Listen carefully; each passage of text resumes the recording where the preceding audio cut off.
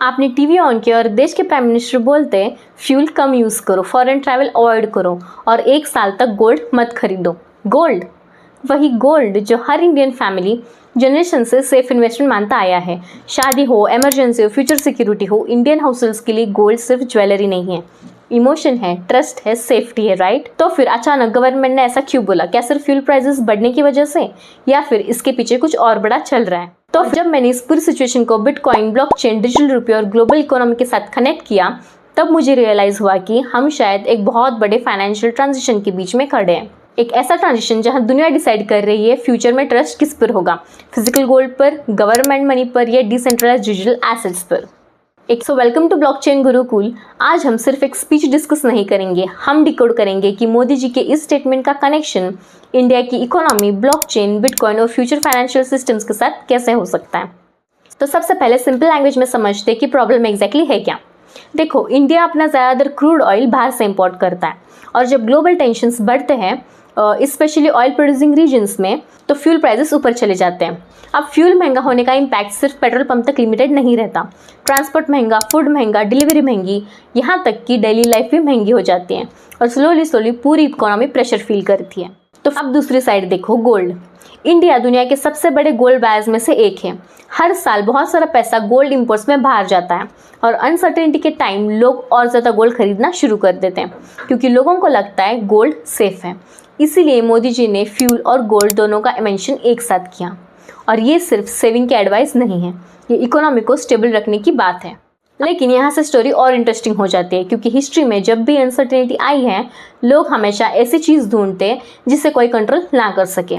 और सदियों तक गोल्ड वैल्यूएबल इसलिए रहा क्योंकि उसे कोई गवर्नमेंट प्रिंट नहीं कर सकता, उसकी सप्लाई लिमिटेड है, उसे आर्टिफिशियली अनलिमिटेड क्रिएट नहीं किया जा सकता। इसी वजह से वॉर्स, इन्फ्लेशन, इकोनॉमिक क्राइसिस, हर डिफिकल्ट सिचुएशन में लोग गोल्ड की तरफ भागते थे। फिर आया बिटकॉइन। अब ध्यान से देखो, बिटकॉइन और गोल्ड में एक साइकोलॉजिकल सिमिलैरिटी है। बिटकॉइन भी लिमिटेड है, सिर्फ 21 मिलियंस बिटकॉइन ही कभी एग्जिस्ट करेंगे। कोई सेंट्रल बैंक उसकी सप्लाई इंक्रीज नहीं कर सकता, कोई पॉलिटिकल डिसाइड नहीं करता कि और बिटकॉइन प्रिंट कर दो। इसीलिए दुनिया भर में बहुत लोग बिटकॉइन को डिजिटल गोल्ड बोलते हैं। मैं ये नहीं कह रही कि बिटकॉइन फिजिकल गोल्ड को कम्प्लीटली रिप्लेस कर देगा, स्पेशली इंडिया जैसे कंट्री में जहाँ गोल्ड, इमोशन और कल्चर दोनों हैं।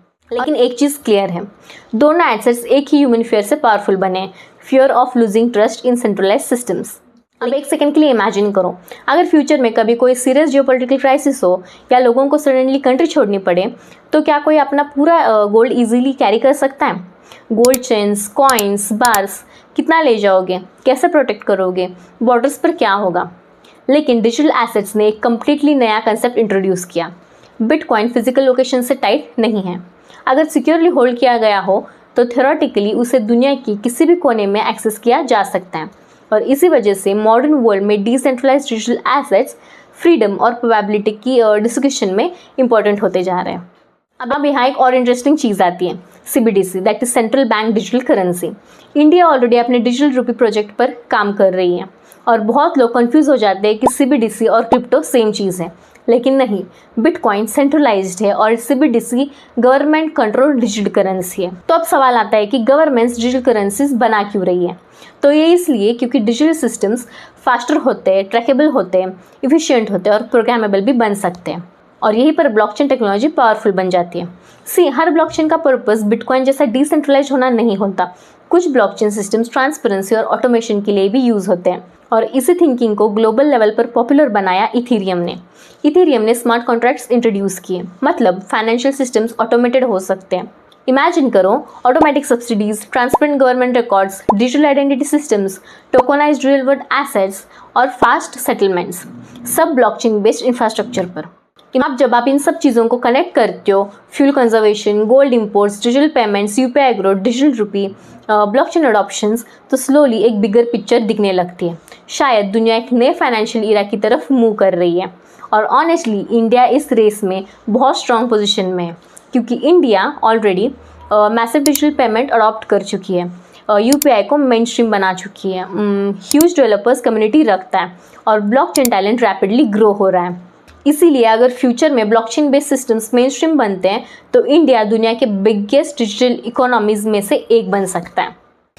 तो हो सकता है आज जो स्पीच एक नॉर्मल इकोनॉमिक एडवाइस लग रही हो, फ्यूचर में लोग उसे एक टर्निंग पॉइंट की तरह देखें।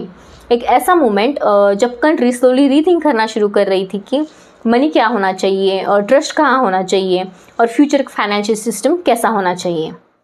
एक ज़माने में गोल्ड सेफेस्ट एसेट माना जाता था। आज दुनिया डिजिटल अल्टरनेटिव्स को टेस्ट कर रही है। कुछ लोग गोल्ड पर ट्रस्ट करते, कुछ बिटकॉइन पर, कुछ गवर्नमेंट्स पर, और शायद फ्यूचर इन तीनों का कॉम्बिनेशन हो। तो आप क्या सोचते हो, आने वाले 10 सालों में लोग ज़्यादा ट्रस्ट किस पर करेंगे, गोल्ड, बिटकॉइन या गवर्नमेंट डिजिटल करेंसीज पर? कमेंट करके ज़रूर बताना। और अगर आपको ब्लॉकचेन और फ्यूचर टेक्नोलॉजी को सिंपल लैंग्वेज में समझना पसंद है तो ब्लॉकचेन गुरुकुल को सब्सक्राइब करना मत भूलना।